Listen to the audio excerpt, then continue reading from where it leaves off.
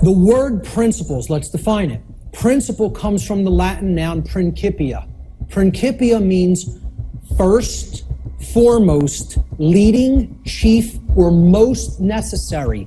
It is that which matters most. It is the first things that must be understood before anything else can be understood. Principles have to come first. I'm attempting to take this information out of hiding. It's been hidden. The hiding of it is destroying the fabric of our society and putting us into bondage. It needs to come out and be non-hidden. It needs to be unveiled and shared widely and freely with anybody who's capable of accepting it and comprehending it now. And this is the problem. Our society does not put principles first. It puts trivialities first, and we're no longer a society that even cares about principles or first things. So first things first. First things or principles have to come first. These are the 7 general principles of natural law. Many people who have studied some variants of occultism may recognize these as what are known as the Hermetic principles. There is a moral obligation to bring this information to the public now.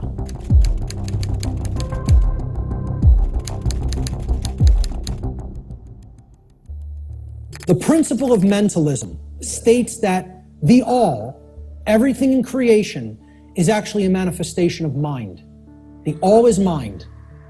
Okay, what this means is everything that happens has to be a result of a mental state which preceded it. Everything. For anything to exist, thoughts had to form first, and then they formed the physical reality after. The universe itself is a mental construct of the Creator. Thoughts lead to the manifestation of things and events. Thoughts create conditions. Thoughts create things and conditions. They cannot just magically manifest themselves. Thought comes first.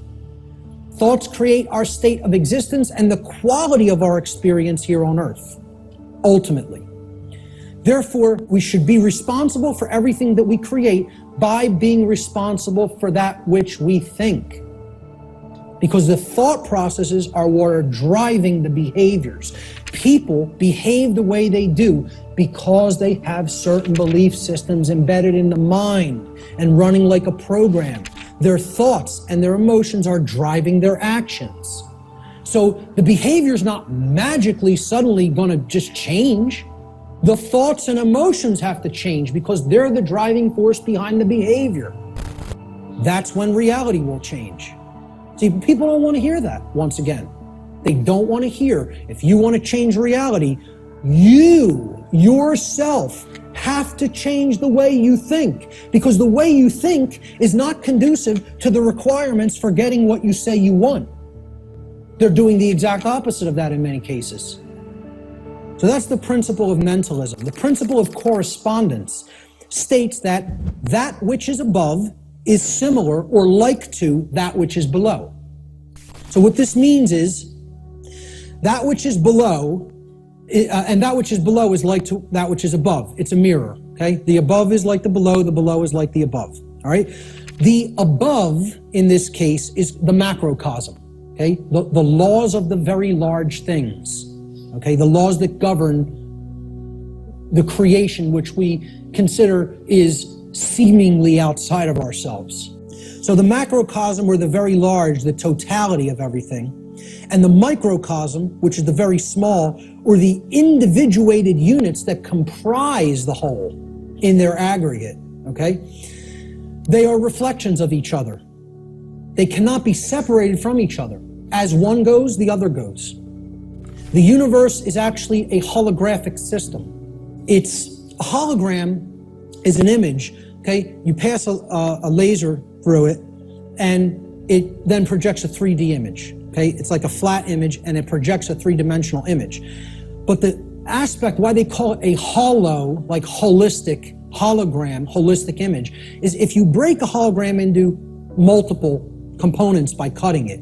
So if I take a hologram and I cut it in 4 pieces, you don't have a quarter of the image on one part of the hologram and a quarter on the other and a quarter on the third and a quarter on the fourth. You have 4 whole images that only lose their resolution by a quarter.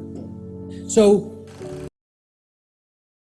need support when tired and low on energy? Try Go Healthy Pro Activated B Complex 60s from Chemist Warehouse. It has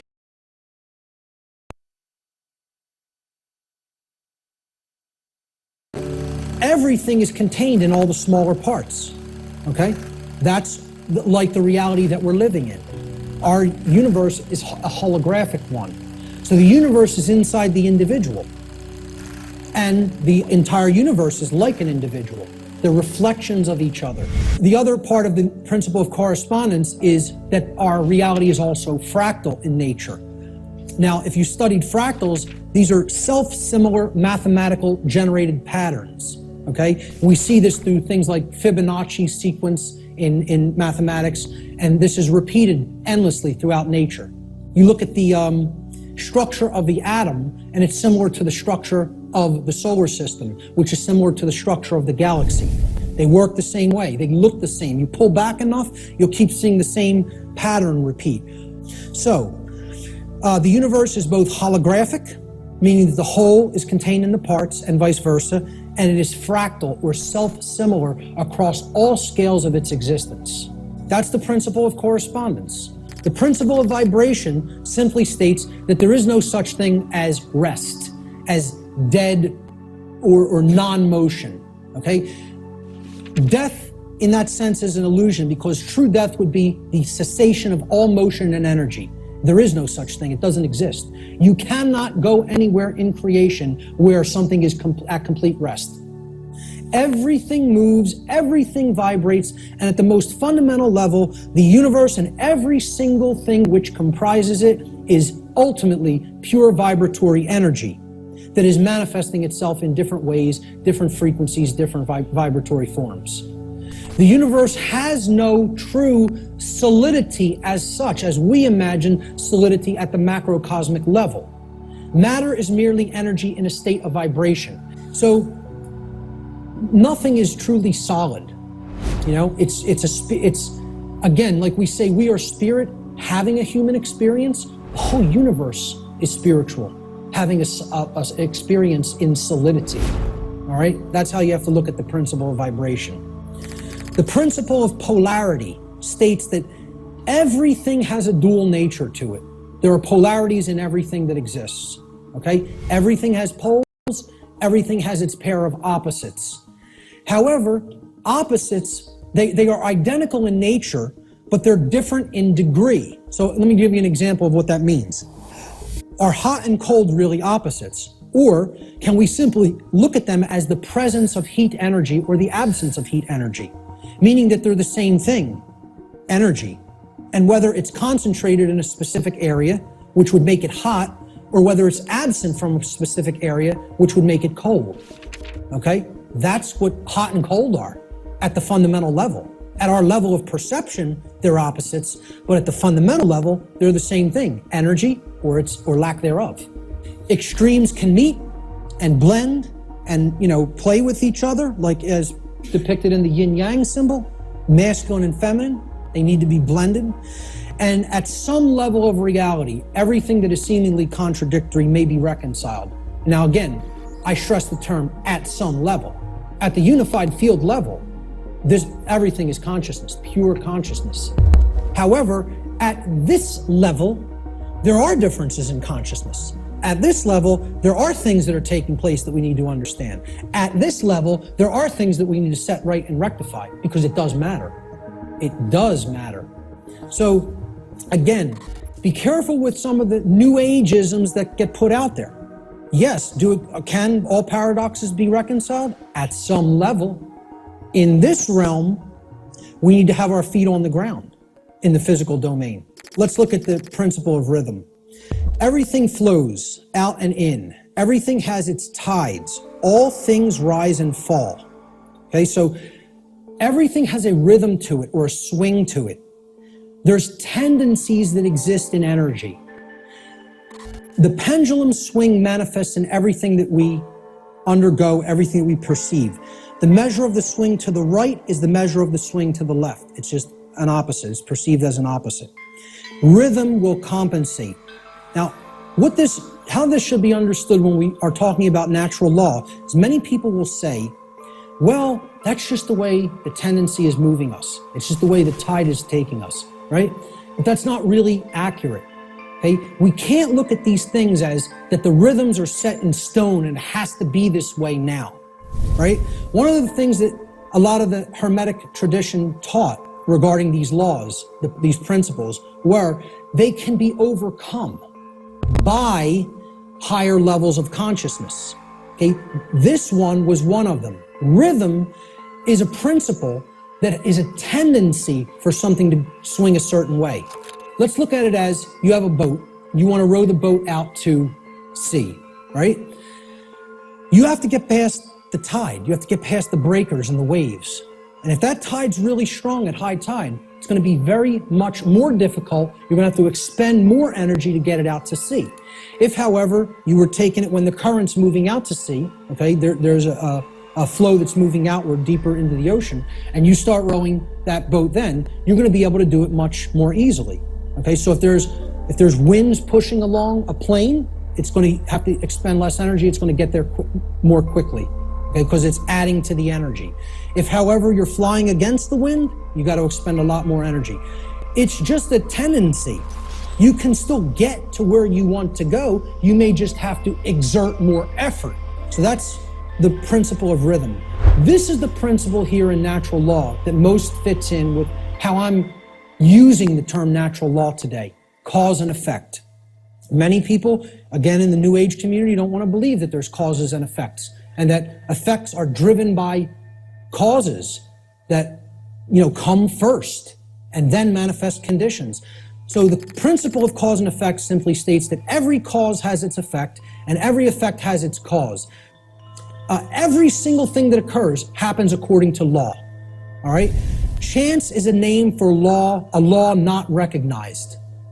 There are many planes of causation, but nothing escapes the law. So again, is there free will? Yes, there is free will. But is there free will to ignore law without consequence? No, there is not. That's the limit of free will.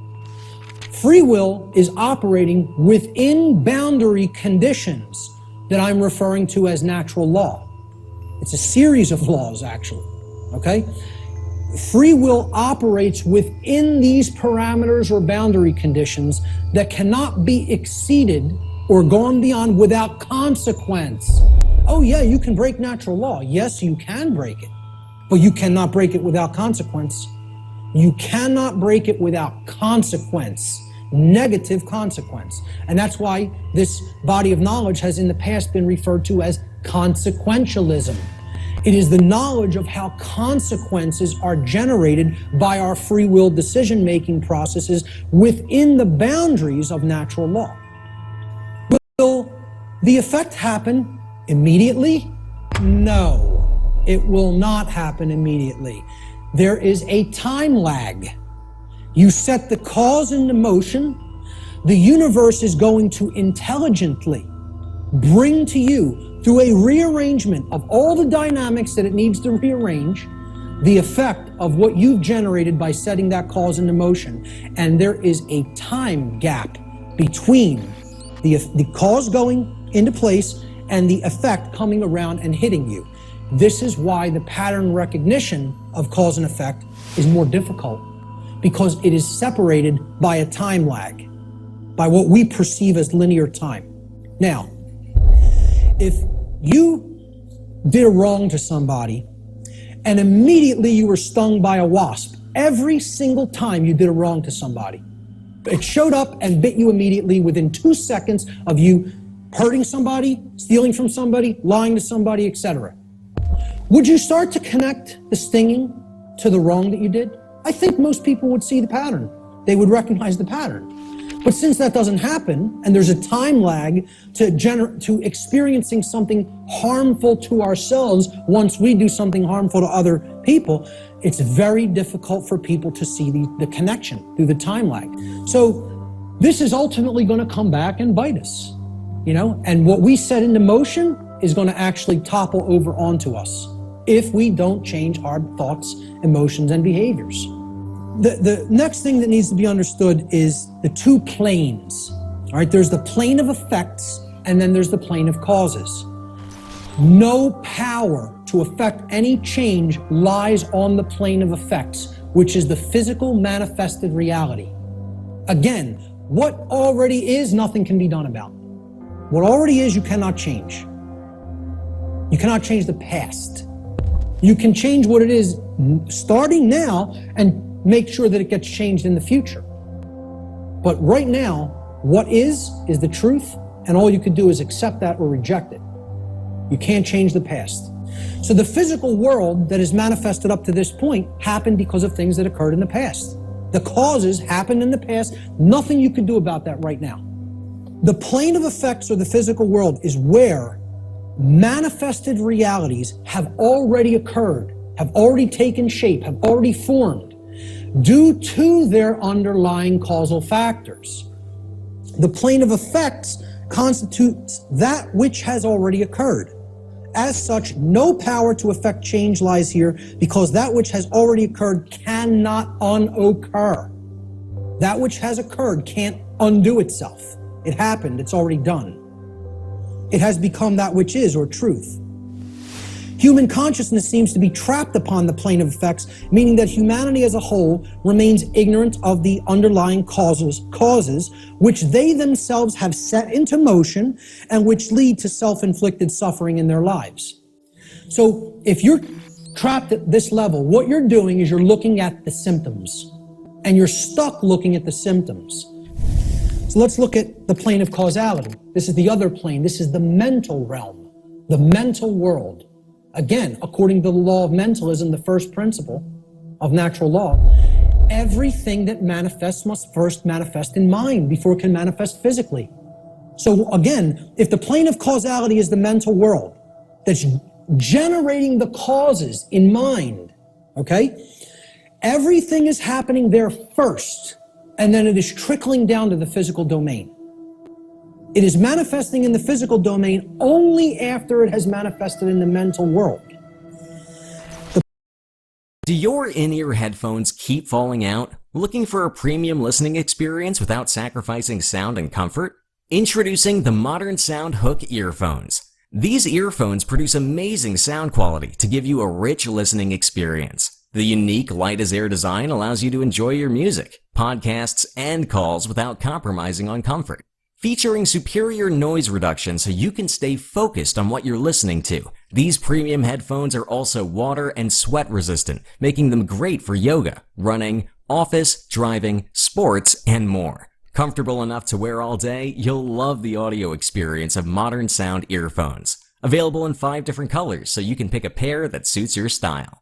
Order yours today and receive a generous discount on the purchase price. But hurry, this offer is only available while stocks last.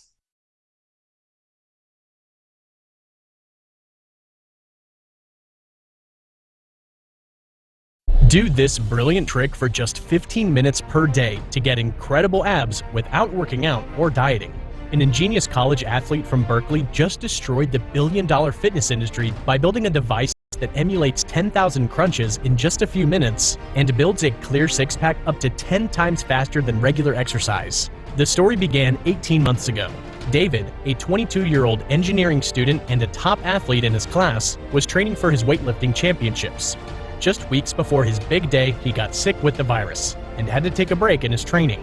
When he finally recovered, he felt weak and unready for the championships as his progress had reversed. While his family and friends tried to convince him to give up, he decided to take matters into his own hands. Blessed with the gift for engineering and motivation to get back in shape quickly, he was able to reverse engineer common electric stimulation devices and found what they were all missing. Using the EIMD phenomenon that powers all the muscle tissue growth in a human's body, he built a one-of-a-kind device that uses an innovative type of stimulation to rapidly burn fat and grow muscle. Having only 2 weeks left for his championships, he started using the device for 20 minutes per day to improve his core muscles, and the results were incredible. Just after a few days, he felt like his strength was coming back, and he started losing all the fat he gained while being sick. And after 2 weeks, not only did he win the championships, leaving the competitors far behind, but also his abs were visible like never before. After word got out about what he'd made, investors quickly lined up. He was told by his coach that he would go down in history, and he secured over $5 million in investment to bring his product to market. Partnering with top engineers in his field, they perfected the prototype and readied it for mass production. David called it Ultimate Abs 360, and it's the most powerful tool for bodybuilding ever made that allows anyone to burn fat and get a six-pack of abs within just a few weeks. It works by sending gentle electric pulses to exercise the affected muscle and promote rapid muscle growth while burning belly fat at the same time.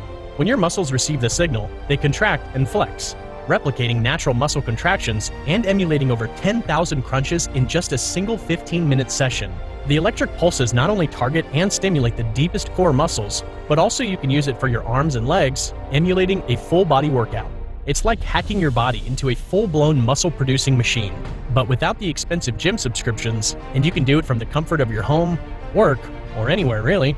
The Ultimate Abs 360 was just awarded the A-Fitness Innovation Award, making this device the most important invention of 2022. We've received tons of messages from professional trainers who are implementing the Ultimate Abs 360 into their workout routine, and others who have struggled their entire life with losing weight, and now they're losing between 2 to 6 pounds per week. Whether you want to lose weight and get rid of that beer belly, or build six-pack abs that will draw everyone's attention on the beach, the possibilities with the Ultimate Abs 360 are endless. When David first launched Ultimate Abs 360, it spread like wildfire in the fitness community.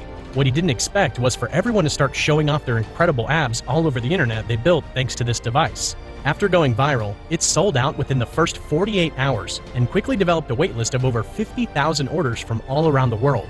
David wants everyone to know about this new technology, so he has since tripled the production and is offering a 60% welcome back sale for anyone who orders it within the next 24 hours. You can get even more discounts by ordering multiple stimulators. My advice? Grab one for yourself and more for your friends and family before this amazing deal is taken down. Click on the link in this video to visit the official website and order with 60% off and free express worldwide shipping.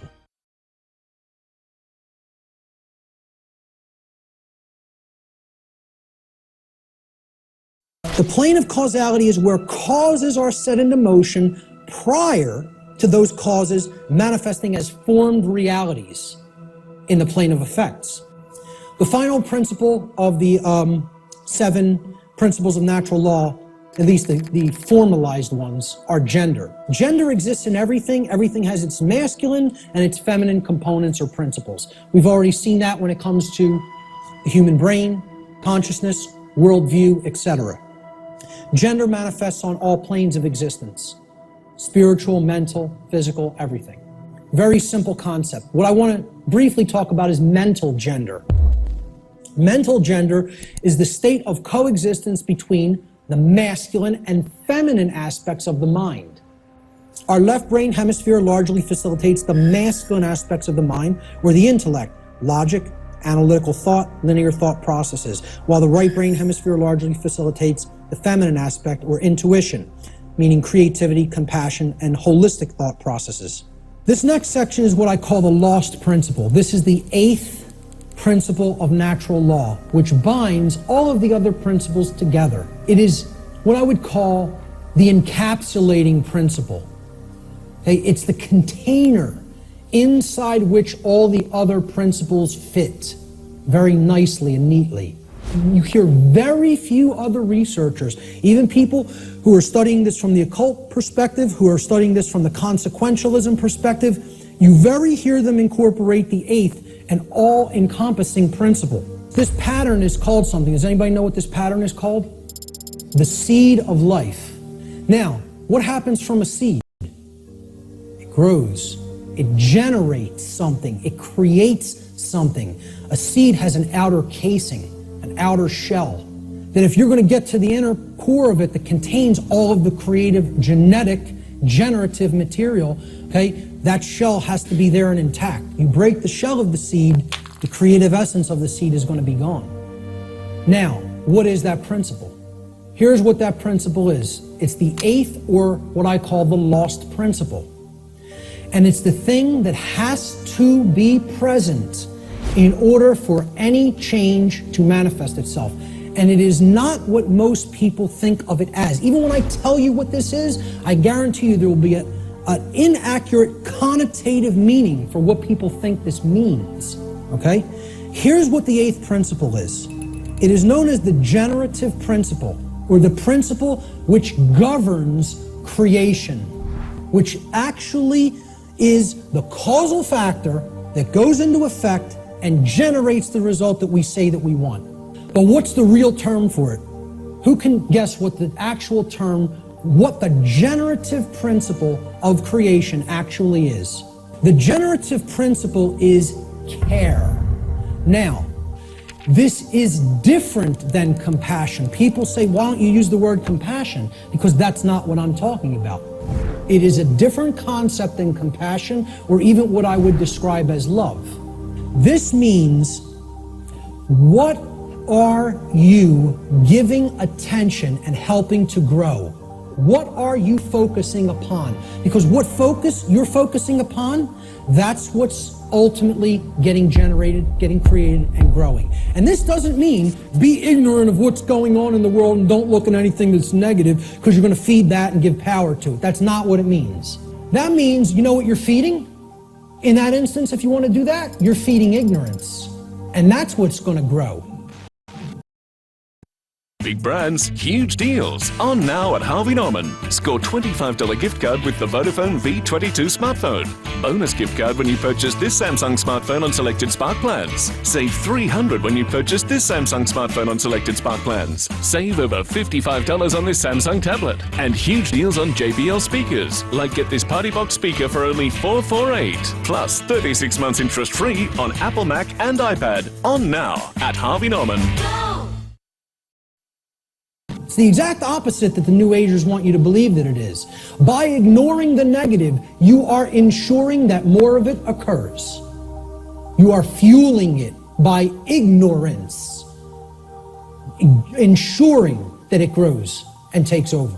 What care has to be looked at here as is, this is what you're giving your energy to.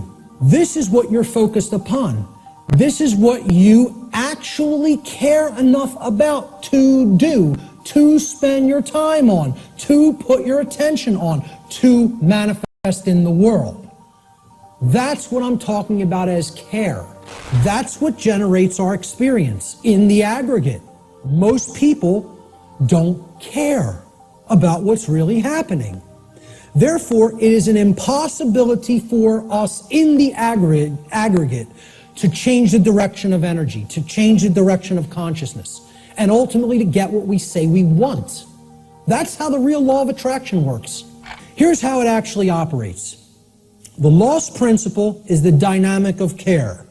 What we care about on a day-to-day basis acts as the driving force of our thoughts and actions. What did I say we need to develop? The heart, mind, guts, right? Heart, mind, guts, in that order. Care comes first.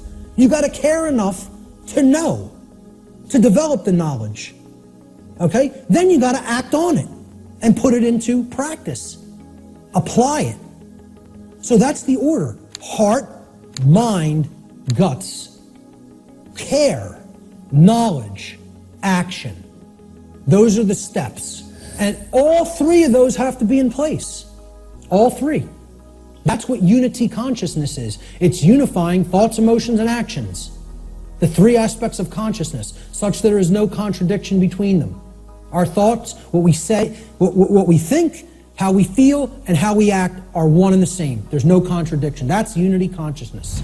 Care is the driver of our thoughts and actions. It ultimately can be seen as the generator of the quality of our shared experience here on the earth. Care is what generates the whole thing. Hence, it has been called the generative principle. Liken the heart to a pump in the body.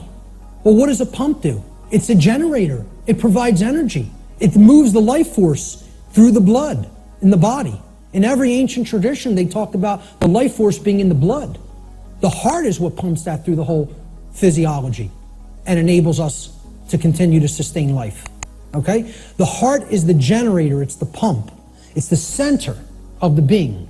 As important as the brain is, which we just talked about the importance of it, the heart is ultimately what's generating the experience, because what we care about determines what we think about on a daily basis most of the time, and therefore how we behave. Anybody familiar with the compasses and square symbol of Freemasonry, with the G in the middle?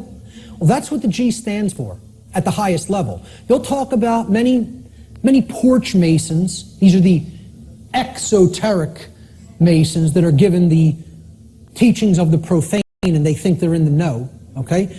They're given the information, well, this only means geometry, it only means God, etc., okay? One of the things they'll tell you it means at a slightly higher level is that it means gnosis, knowledge. At a higher level, at illuminated levels of Freemasonry, which are above 32nd degree, they will give you what the real meaning of the G inside the compasses and square is. And it is the generative principle. It means Genesis, creation. And yeah, you can tie that right back to God. I'm not saying those things are different. And the forms that get created in the physical manifested world are geometric forms. So it is geometry as well. It's all these things.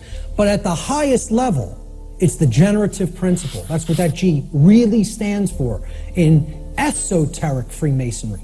It's called the generative principle because that means to create. It comes from, the word generative comes from Latin. The verb generare, as we've already talked about, means to create. The generative principle is what we create through.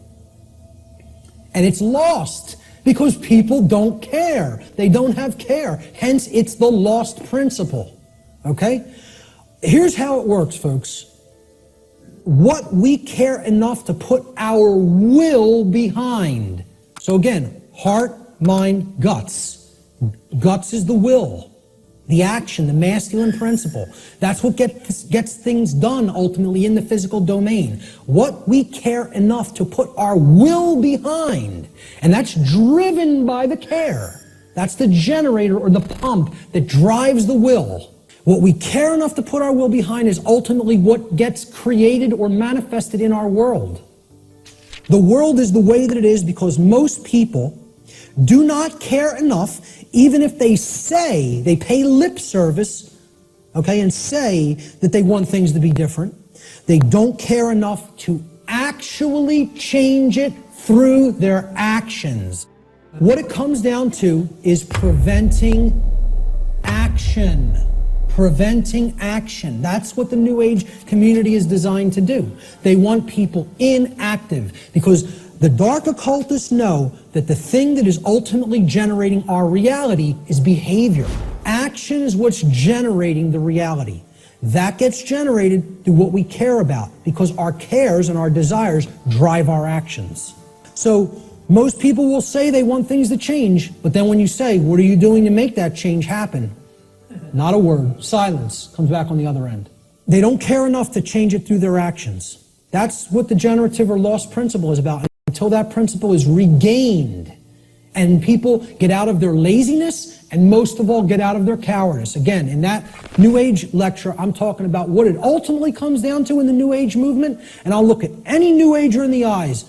They're cowards. Cowards. Ultimately, they know the evil that we're up against, and they intend to do not a damn thing about it. That's what it really comes down to. And anybody telling you it's different than that is lying to you. They're cowards, period. And I'll say it right to any of their faces. Anything I say up here, anybody that believes in that nonsense, come and bring them to me. I'll tell them right to their face, straight and open, just like I said it here, because I don't care. So I'm telling you, this religion has to go. It's got to go. If people are going to make real change happen, the idea that it can't be done, that it can be done without taking actual real-world action has to be purged from human consciousness. Reality does not work like that. Period. The end. And I can't make you accept that. I recognize I can't make anybody in this room accept that. All I can do is put it out there for your consideration, and if you have some common sense and really think about it, you'll understand what I'm saying here is absolutely the way it is. Many people want to deceive you through these religious notions, which is all about getting people to stand down and accept their chains. That's what that religion's in place for.